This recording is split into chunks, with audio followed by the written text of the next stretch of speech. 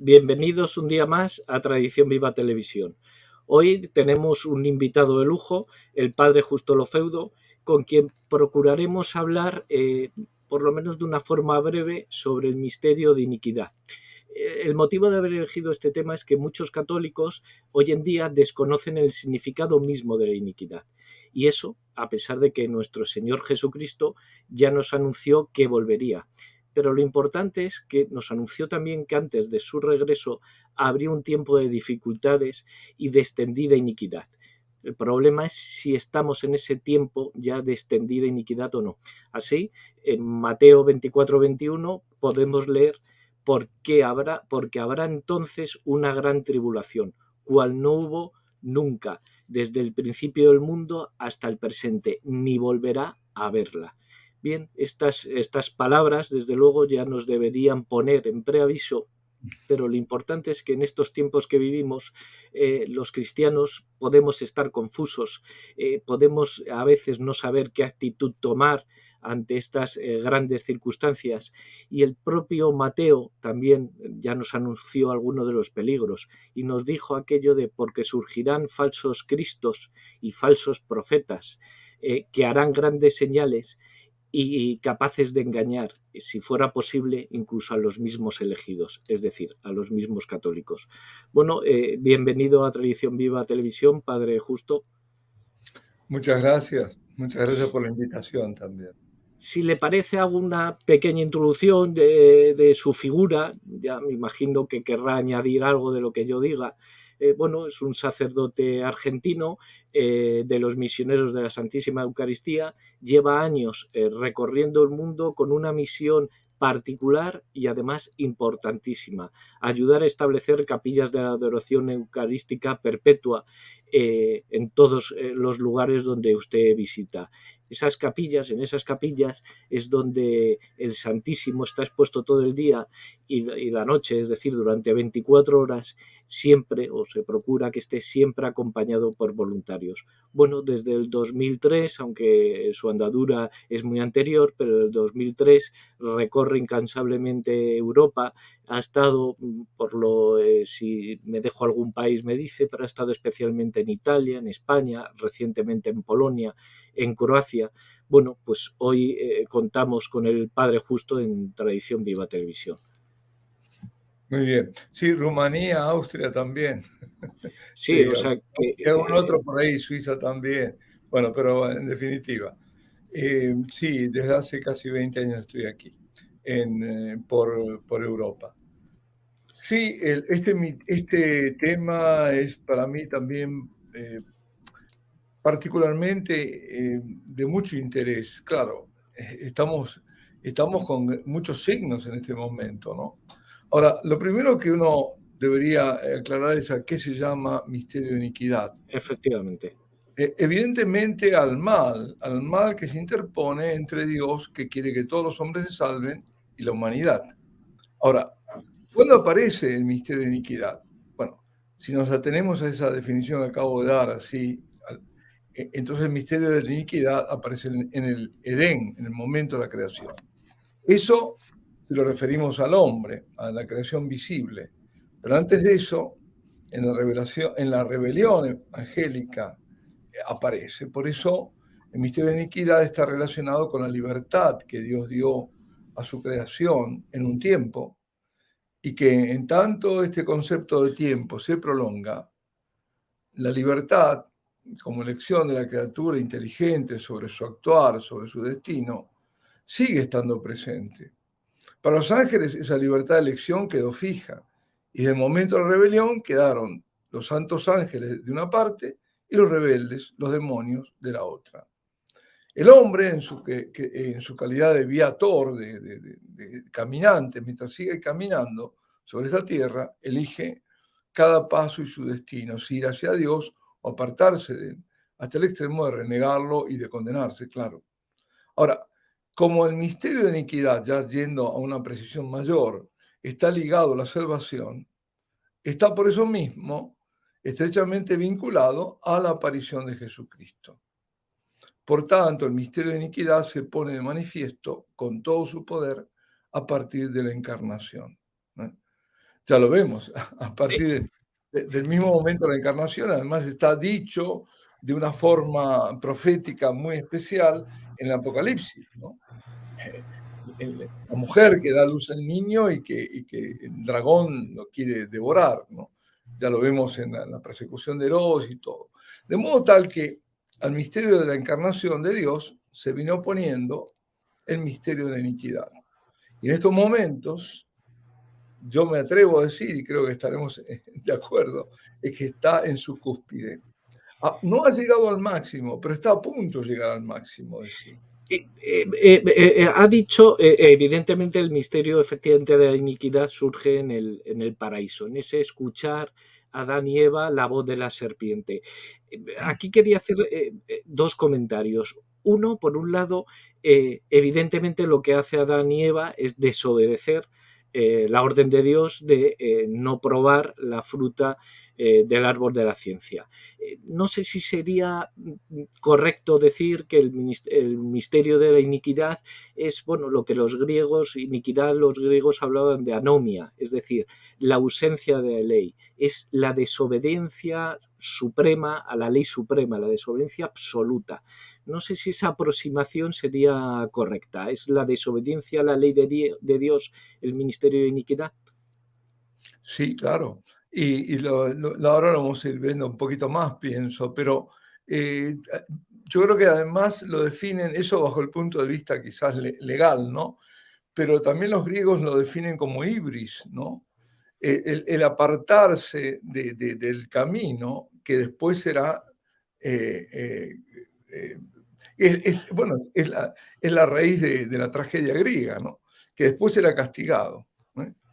Es ese apartarse de ese camino, de ese desobedecer a Dios. Es desobediencia, absolutamente, que después la llamaremos, bueno, rebelión, en la Vulgata la llaman, si no recuerdo mal, disesio, es decir, una separación de la autoridad, una oposición a la autoridad, una sedición, pero no de carácter político, sino espiritual. ¿Eso qué es revuelta? Apostasía. Apostasía. San Pablo en la primera carta a Timoteo, si no recuerdo mal, dice que en los últimos tiempos algunos apostatarán de la fe. Los últimos se alejarán de la fe por prestar oídos a espíritus embaucadores y enseñanzas de demonios, dice. Y es eso, por eso digo, parecería que estamos en eso, porque es uno de los signos de estos tiempos, esa gran apostasía. Una apostasía que la vemos fuera de la iglesia, pero lo más preocupante es que la vemos dentro de la iglesia. Sí, lo que no sé cómo lo verá usted, que a lo mejor vamos a ver, incluso los no cristianos sí conocen el pecado original, el pasaje bíblico del pecado original, de esa desobediencia, esa expulsión de Adán y Eva del paraíso como castigo. Como un castigo que se podría además reconvertir si Adán y Eva y su descendencia hubiesen cambiado precisamente su actitud. Lo importante es que incluso los no cristianos conocen el pecado original, pero no sé yo si los cristianos actualmente se dan cuenta que ese pecado original no es histórico, y me explico, es decir, se actualiza continuamente. Ha hablado usted precisamente dar oído a esos espíritus embaucadores. Podríamos decir que el pecado original se repite cada vez que damos oído a seducciones viciosas, a conversaciones impías, leemos libros perversos, seguimos doctrinas contrarias a la ley. Es decir, es real, verdaderamente es real que el misterio de iniquidad está en acción actualmente frente a la encarnación. Actualísimo. Actualísimo porque ¿en qué consistía? Justamente lo que decíamos antes, en esa anomia, más bien que anomia es en hacer, es la rebelión de hacer yo mi propia ley, es la autonomía, ese es el autónomos, el que se hace a sí mismo la propia ley, no es Dios el que legisla, sino soy yo. Y eso es lo que hace el hombre hoy, más que nunca. No, es el hombre el que está diciendo, y las sociedades y los estados, cuando una vida merece ser vivida y cuando no. Y ahí tenemos todas las leyes de esta cultura de la muerte que llamaba Juan Pablo II, el aborto, la eutanasia y la manipulación que se hace con la vida, todo eso, el hombre está haciendo de Dios más que nunca, ¿no? Ahí está en acto, absolutamente. Eso de seréis como dioses y hacer la propia ley, está ahora, es lo que está ocurriendo, más que en otros tiempos. Siempre ha venido siendo así, pero hoy en una forma Sí, podría ser patética. en una forma más patente y más acelerada. No sé si compartirá la visión.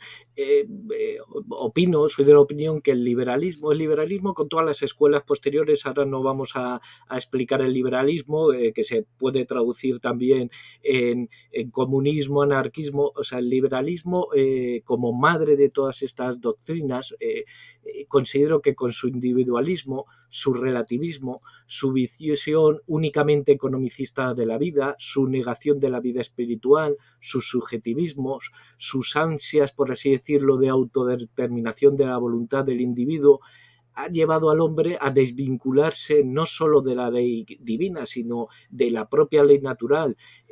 Ahora vivimos en momentos donde las teorías de género, las teorías de la cancelación, todas las leyes precisamente que atacan la esencia misma del hombre, empezando por el aborto, continuando por la eutanasia, puede ser ese dogmatismo político, filosófico que nace un poco en la Revolución Francesa, lo que acelera ese misterio de iniquidad que ahora estamos viviendo en todo su esplendor, por desgracia. Sí, si realmente quisiéramos trazar, ¿no?, una línea histórica, veríamos que el punto primero quizás de ruptura, porque claro, cuando uno habla de apostasía, hay que hablar también de cómo se manifiesta la apostasía. Esa rebelión contra la autoridad del reino de Dios en la tierra, que fue profetizada por Daniel cuando habla del reino del cielo, que vendrá después de los 4 reinos, que van a ser destruidos por la piedra, que esa piedra se desprende sin intervención humana y que se vuelve una montaña que llena la tierra, es la única, la Iglesia Universal fundada por Jesucristo. Y esa es la que está siendo atacada, este único reino sobrenatural, que no es de este mundo y donde está depositado el verdadero, el puro conocimiento de Dios, la verdadera y sola fe en el Dios encarnado. Por eso digo que el misterio de iniquidad va contra el misterio de la encarnación, con sus doctrinas, con sus leyes de gracia. Esta apostasía, esta revuelta, es contra esa autoridad. ¿Y esa dónde comienza en la historia? Comienza, bueno, con todas las herejías que hubo, ¿no? Desde el comienzo. Pero hay un punto de ruptura muy, muy grande, que son los cismas, y el cisma más importante es el de Lutero. Es el de Lutero, donde ahora se lo quiere poner de nuevo, ¿no?, en la cúspide. Pero justamente la apostasía modernista, neomodernista, que hoy está omnipresente en la Nación de la Iglesia, pero que tiene un punto importante, un hito en Lutero, y que después el otro punto importante es justamente la Revolución Francesa. Ahí es donde hay y después de la Revolución Francesa, la Revolución Comunista, pero como que todos siguen una misma línea, pero en definitiva, en todos hay una coincidencia, y es en esta guerra que se hace al reino de Dios. Sí, muchas veces nosotros, tanto en Tradición Viva como en nuestro canal, cuando hablamos de la revolución, siempre hablamos de la revolución en mayúscula, porque la gente muchas veces se pierde en la revolución religiosa del siglo XVI con Lutero, revolución francesa, revolución rusa, pero en realidad es un único movimiento revolucionario que avanza. Todo se inicia o todo se acelera, mejor dicho, porque la iniquidad y la desobediencia ha estado presente en la historia de la humanidad desde el pecado original, pero realmente todo se inicia en Lutero, es decir, podemos decir que hay un punto de unión común. Lutero no niega a Dios, niega a la Iglesia. La Revolución Francesa da un paso más allá, no niega, por así decirlo, el Dios, mejor dicho, niega al Dios verdadero, y lo que hace es, existe un Dios que es la razón. La Revolución Rusa va más allá, niega ya cualquier vínculo, cualquier existencia de Dios, y nos encontramos, para mí, en la fase ya última, por así decirlo, cuando ya no se niega solo a Dios, sino se niega al hombre, que a fin de cuentas es la creación más querida por Dios. Estamos, como dice usted, los grandes hitos o los grandes símbolos, esa apostasía, esa iniquidad, esa persecución, pero en realidad ahora estamos viviendo una persecución absoluta, no ya solo de Dios, sino del hombre. Es la manifestación más explícita del misterio de iniquidad. Claro, claro, porque es en el fondo la misma apostasía, pero que se va desarrollando y va creciendo. El misterio de iniquidad va creciendo, ha ido en paralelo con el misterio de la encarnación desde, sobre todo, como decíamos, de la manifestación de Jesucristo en la encarnación. A partir de ahí ha ido creciendo en forma paralela.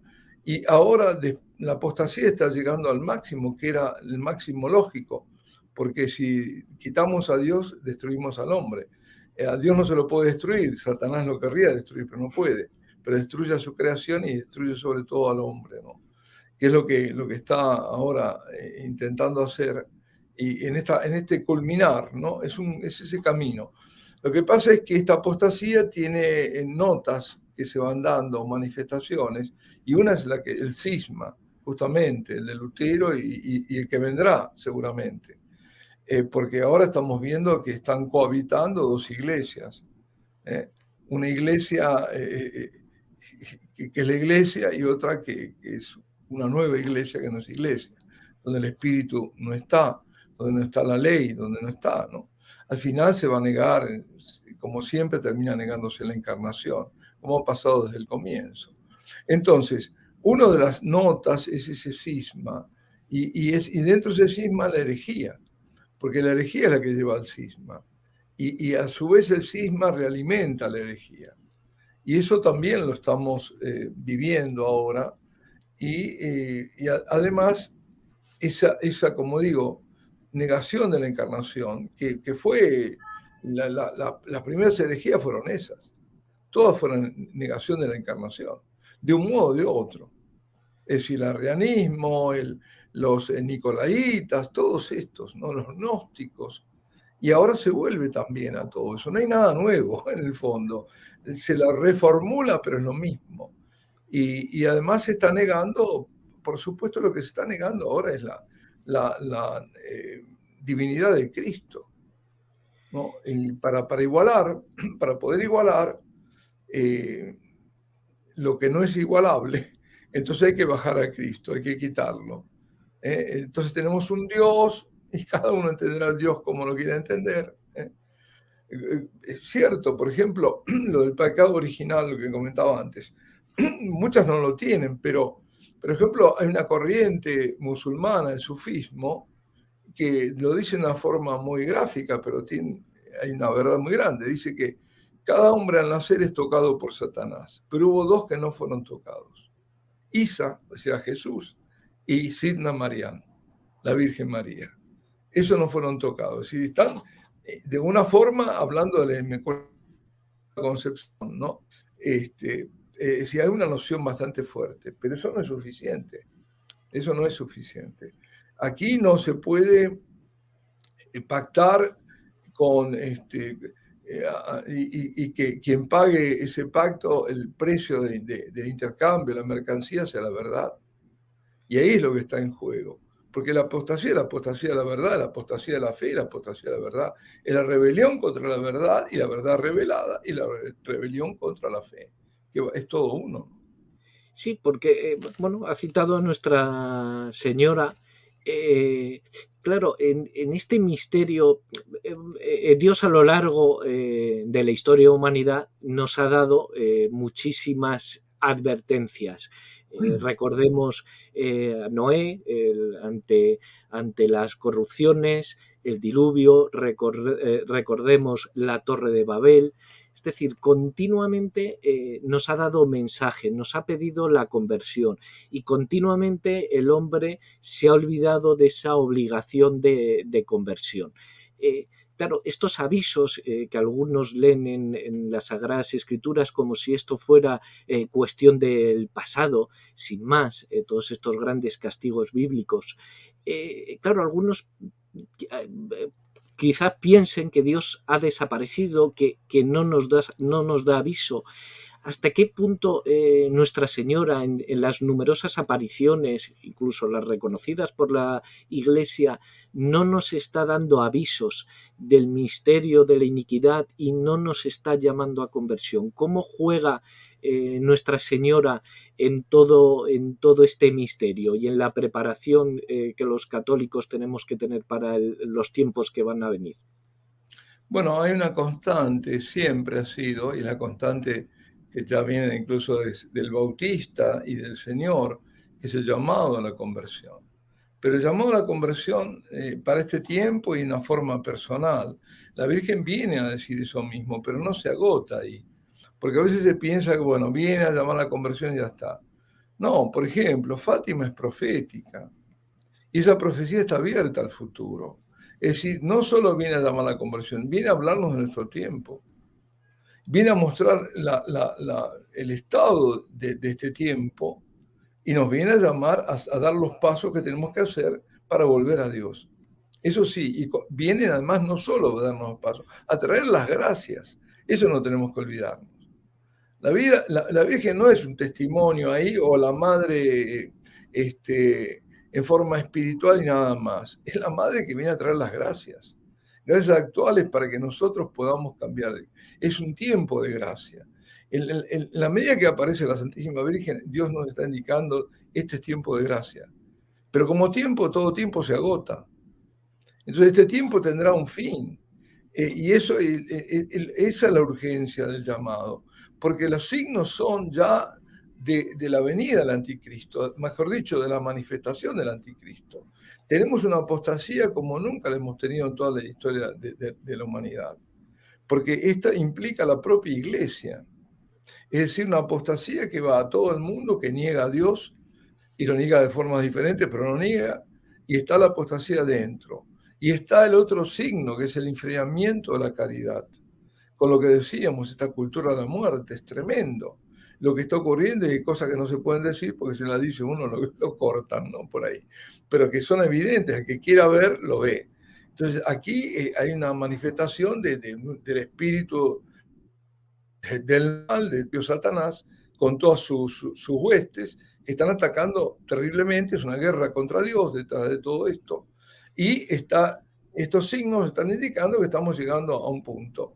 El punto máximo será esa manifestación del anticristo, que el Señor, con el soplo, con su aliento, con el espíritu, lo destruirá.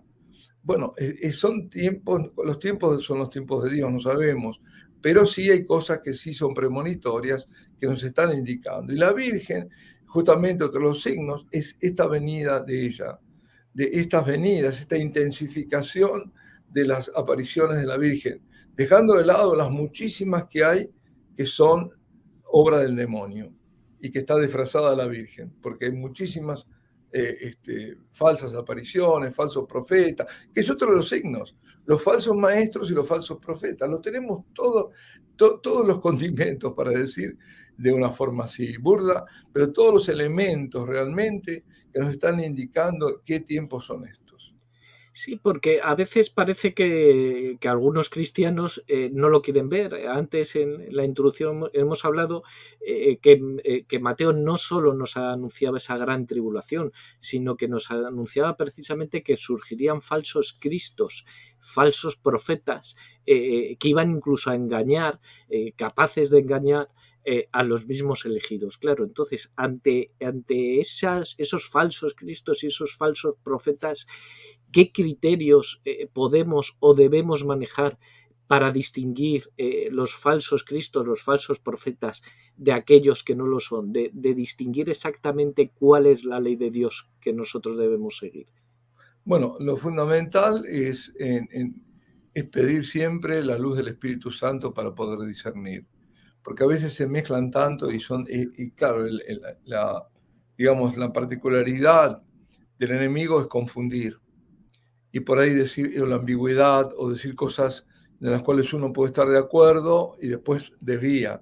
Entonces ahí es donde, porque si fuera todo claro de que manifestaciones y que donde se habla estos falsos profetas, estos falsos maestros que hablan claramente contra lo que conocemos como doctrina firme y sana, entonces sería fácilmente detectable, pero a veces no es así.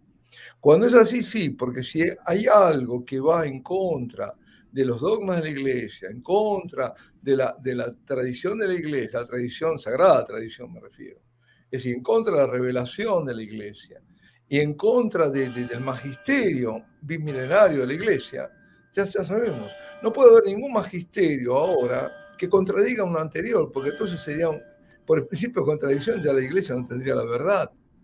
Y cuando nos hablan por ejemplo, de que el dogma no es inamovible y que hay una especie de juego dialéctico y luego de superación a través de tesis, antítesis y luego la superación dialéctica, y entonces, por lo tanto, es evolutivo en la evolución, eso no es católico, eso es modernismo, eso hay que desecharlo. Ahí estamos sabiendo que nos están engañando, nos están llevando, preparando el terreno para meternos en la trampa. Entonces, el criterio es la enseñanza de la iglesia, el magisterio, la ley de Dios. Todo eso no se puede cambiar, absolutamente no. Entonces, Sí, ¿cómo se preparan las personas? Bueno, tenemos el catecismo de la iglesia, tenemos los documentos magisteriales de 2000 años. Miremos, comprobemos, confrontemos. Ese es un medio. Y pedir siempre el Espíritu Santo, porque el enemigo se disfraza de ángel de luz y engaña. Y tener mucho cuidado con las revelaciones nuevas y que está lleno y que dicen cosas que nos pueden gustar, porque además trabaja de las dos puntas, ¿no? Y que, como siempre hace, ¿no? Está, digamos, para decirlo de una forma, a la derecha y está a la izquierda. Es decir, el que no lo enganche de un lado, lo engancha del otro. Entonces hay que estar muy, muy atentos, con mucha humildad, por supuesto, y con mucha oración, mucha oración. sí, un compatriota suyo, un gran compatriota suyo, el padre Castellani, decía siempre que, claro, hay que andar tanto camino, hay que cambiar tanta cosa, que decía que sería imposible si no contáramos con una cosa, que es la tradición. Es decir, la tradición entregada por la Iglesia a lo largo de generaciones, lo que la Iglesia ha dicho a lo largo de los siglos. Porque no sé, mi perspectiva ahora, por ejemplo, muchísimos sacerdotes ya prácticamente no hablan del diablo, no hablan del demonio, y al no hablar del diablo y no hablar del demonio, incluso se están olvidando de hablar del pecado. Es decir, ¿cómo podemos decir a la gente que se tiene que convertir si previamente les hemos apartado de su campo visual el pecado como ese levantarse frente a la ley de Dios? Es un camino, a veces nos encontramos muchos enemigos, por así decirlo, en nuestras propias filas. Hemos de recordar otra vez la existencia del pecado y la necesidad de tratar de superar ese pecado. Claro, porque en el fondo todo esto forma parte de no hablar de la salvación. No se habla de salvación. Entonces, si no se habla de salvación, por supuesto no se habla de pecado, no se habla de nada. Es decir, lo que está faltando es hablar de la salvación, de la necesidad de salvarnos, hablar de los novísimos, hablar de que hay un juicio, hablar que cada vez que yo hablo de esto y me miran, y como que lo escucharon por primera vez, y de que hay un juicio. Por ejemplo, una de las cosas que pasa a menudo, ¿no? Nuestro hermano que está en el cielo, a veces se dicen en los funerales, y se convierten en misas de canonización. Pero ¿cómo se puede decir eso? Pero es imposible. Ah, nuestro hermano, yo entiendo que nosotros queremos a nuestros padres y que querríamos que estuvieran ya en el cielo, pero no podemos decir que están en el cielo. Le haremos un tamaño, digo, de favor, porque en definitiva no estaríamos rezando que es lo que necesitan, que recemos por ellos. Las misas ya, digamos, pedir por los muertos, no se vincula el por qué se está pidiendo, por qué son en sufragio de sus almas. Es decir, está faltando eso. Y claro, todo va unido, es todo un armazón. Si en el armazón yo le quito alguna de las piezas, se cae todo. Entonces, si no hay juicio, o lo olvidamos que hay un juicio, y que hay un destino eterno en el cielo o en el infierno, y uno provisorio en el purificatorio, como decía Marta Robán, en el purgatorio, ya entonces todo eso se va perdiendo. Entonces, claro, el pecado ya no cuenta. Bueno, el pecado se puede cometer, pero total puede ser que no tenga ningún efecto luego, ¿no? Y cuando tiene efectos tremendos, estamos jugándonos la eternidad en cada momento. Entonces, ahí hay que empezar, yo creo. Empezar por los novísimos que están borrados. Y la noción de pecado. Había, no sé si fue el cardenal Bifio quien, que dijo, no es verdad que se haya perdido la noción de pecado. Dice, existe, pero lo que pasa es que existe para el otro. Es decir, la gente sabe muy bien cuál es el pecado, pero del otro, no el propio. Efectivamente. Porque hay una gran autoindulgencia. Esa es la otra cosa. Sí, y no, es que esto que comenta precisamente en esa misa funeral donde elevamos ya al cielo a todos nuestros queridos difuntos, nosotros recientemente hemos reeditado un libro, Léelo o Laméntalo, que son precisamente sobre las almas del purgatorio, la necesidad de rezar a las almas del purgatorio, porque precisamente el purgatorio nos lo han eliminado. Es decir, parece que aquí hay una ascensión directa. Es otra más de esas estrategias civilinas, otra vez de la serpiente, que parece que empeñada en que nos olvidemos eso, del pecado nuestro, del purgatorio y del camino de conversión. Sí, por eso digo, está todo trabado, es todo la misma cosa. Es decir, en nuestra religión es perfecta porque es la verdad. Y si quitamos una pieza, cae todo. Por ejemplo, la Santísima Virgen. Si la hacemos como una mujer como otras, se cae todo, porque entonces al final Jesús es un hombre como otros. Si nos olvidamos de la Inmaculada Concepción, de la virginidad perpetua de María, estamos listos. Si no tenemos en cuenta que ella es la corredentora, porque no hay duda, todos estamos llamados a la corredención, todos estamos llamados a contribuir, a cooperar en la salvación. La salvación no es una aventura personal, no es que yo me salvo y basta. Yo contribuyo a la salvación de otros, con mi ejemplo, con el anuncio de la palabra, con lo que sea, pero siempre tengo que contribuir a eso. Y la Virgen, por sobre todo, ella es la mujer que ha dicho siempre sí al Padre, y lo ha dicho desde siempre, y se manifiesta especialmente en el momento de la encarnación, y que por eso sí justamente es la encarnación. No nos olvidemos, la encarnación, que es el misterio más grande, absolutamente más grande, que no hay medida para eso, porque da vértigo pensar que Dios se hizo hombre.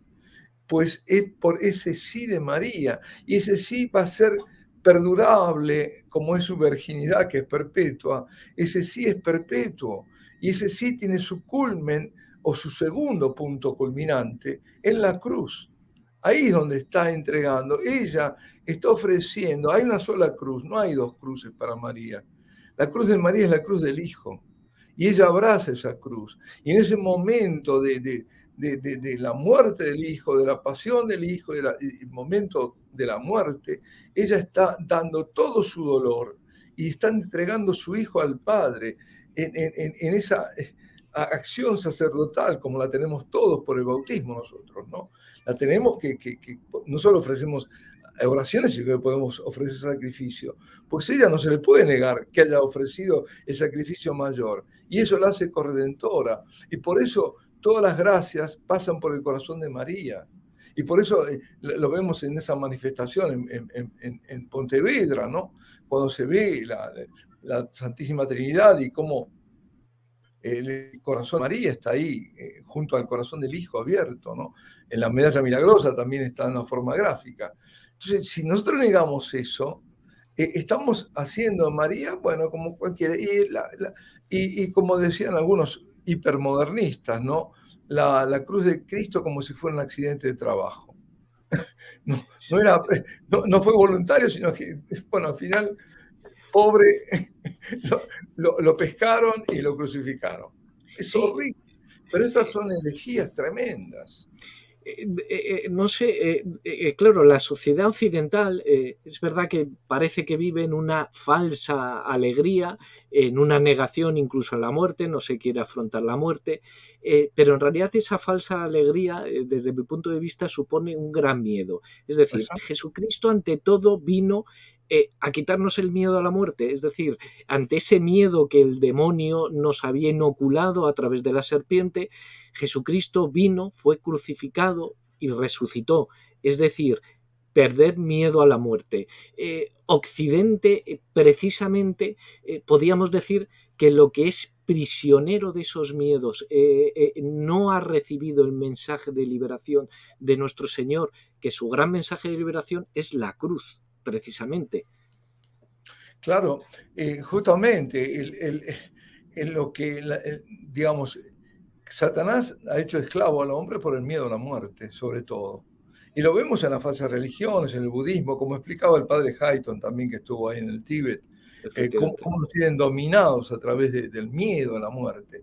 Entonces, y lo hemos visto en esto que nos ocurrió hace, en, en no sé cómo llamarlo, bueno, pero que nos vino hace 2 años. Entendemos perfectamente. Bueno, fue una pandemia de miedo, eso fue, una pandemia de miedo.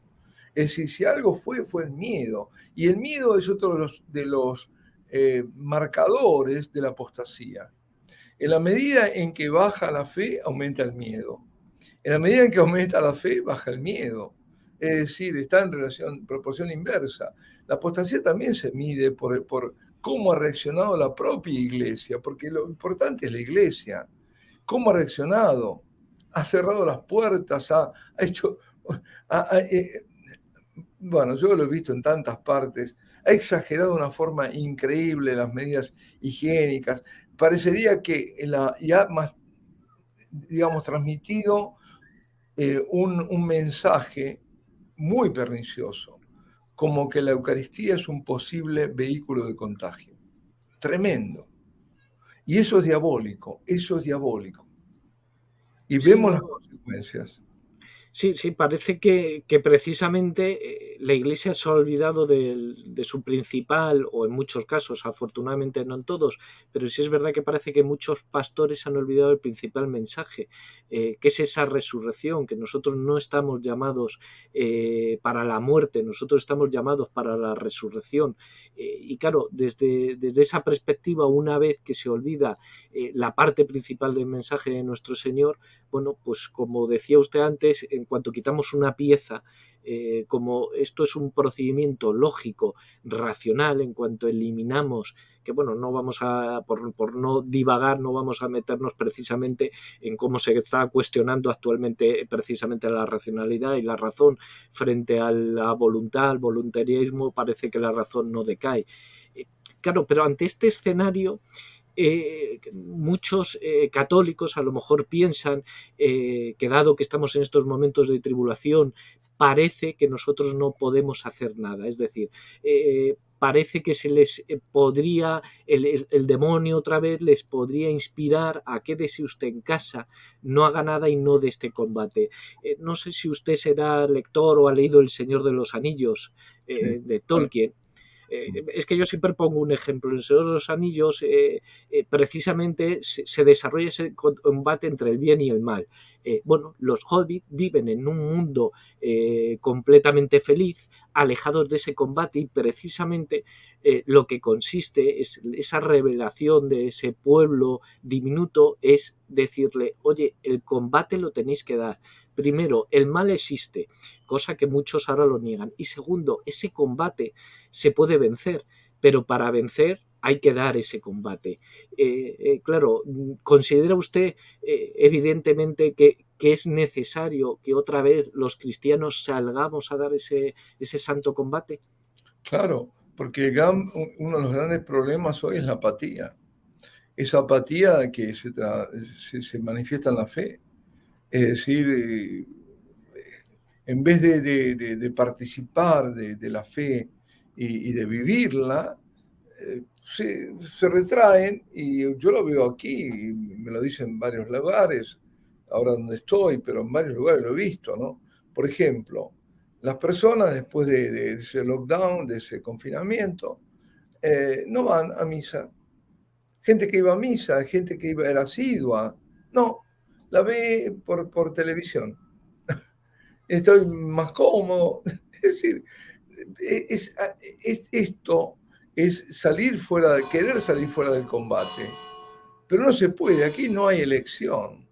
Es decir, no hay una elección posible, no es yo me desentiendo, ya está, y yo trato de vivir mi vida. No la vas a vivir, porque esto implica a todos. Esto es una guerra, hay que entenderla. Yo en la guerra no puedo esconderme, yo no puedo ignorarla, y esto es lo que está ocurriendo, que la mayoría lo ignora. Pues, No, se está viviendo como una narcosis, un letargo que para mí es de orden preternatural, porque si no, no se entiende. como estamos en ese combate, para ir concluyendo, como estamos en ese combate entre el bien y el mal, estamos obligados por nuestra fe a dar ese combate y, lógicamente, a luchar contra el mal. Claro, en una guerra se necesitan dos cosas. Uno, cuáles son las armas que tenemos, y dos, cómo tenemos que dar ese combate, cómo tenemos que emplear esas armas. No sé qué consejo nos puede dar en esa materia, a fin de cuentas, en cómo tenemos que dar el combate. Yo diría que ante todo, lo primero que es determinar quién es el enemigo. Porque el enemigo puede estar dentro de uno mismo, ¿no? Por ejemplo, en la apatía. El enemigo puede estar en el error, en el yo desinteresarme. El enemigo, y después está el enemigo exterior, ¿no? ¿Quiénes son para dar el combate? Porque si no, no sé contra quién combatir. Ese es el primer paso. Y luego saber que el arma principal es la oración. Es la oración, es el estado de gracia, es decir, es la vida sacramental, que van juntos. Yo tengo que estar en estado de gracia, yo tengo que hacer buenos exámenes de conciencia y tengo que confesarme asiduamente porque soy pecador y darme cuenta que soy pecador. Y me daré cuenta de que soy pecador en la medida en que yo me acerque a Dios. Y yo me acerco a Dios además de una forma concreta, y tengo que decir porque es así, porque lo veo en la adoración. Buscar adorar al Señor, ponerme frente al Santísimo. Él es la luz y es la verdad. Y delante de la verdad, delante de la luz, se ve dónde está la mentira propia, digo, ¿no? Dónde está el pecado, dónde están las manchas. Y esas manchas no son para verlas y quedarse con ellas, sino para limpiarlas. Y se limpian a través del sacramento penitencial.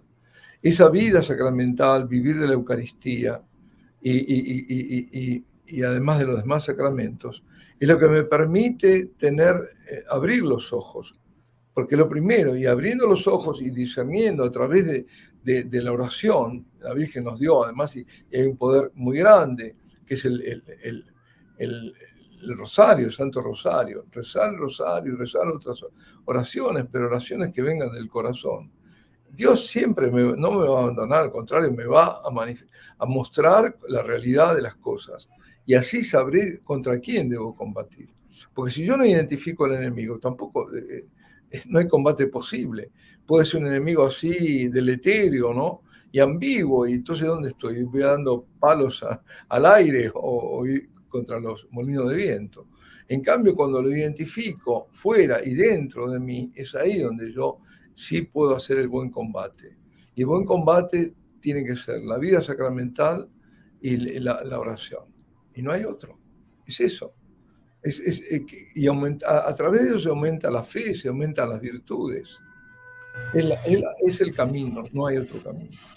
Bueno, pues no sé, nuestros videntes, nuestros oyentes, yo me quedo con esa obligación de ese gran combate, esa conversión y sobre todo, como últimamente esa modernidad a veces nos llama a cosas nuevas, raras, a recoger cosas de religiones orientales, a meditaciones, por lo que el Padre Justo nos está diciendo, la solución ya está inventada hace muchos siglos.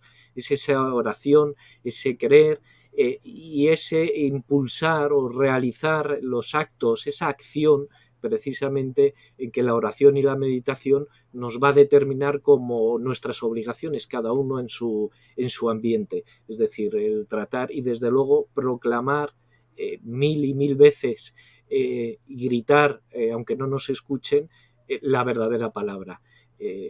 Padre Justo, pues ha sido un auténtico encanto tenerle aquí en Tradición Viva Televisión y espero que no sea la última vez porque evidentemente hemos tratado muchos temas, creo que con cierto orden, pero desde luego muchos de ellos exigiría casi un desarrollo extenso. Padre Justo, muchísimas gracias por acoger esa invitación de Tradición Viva Televisión. Muchas gracias por la invitación. Bueno.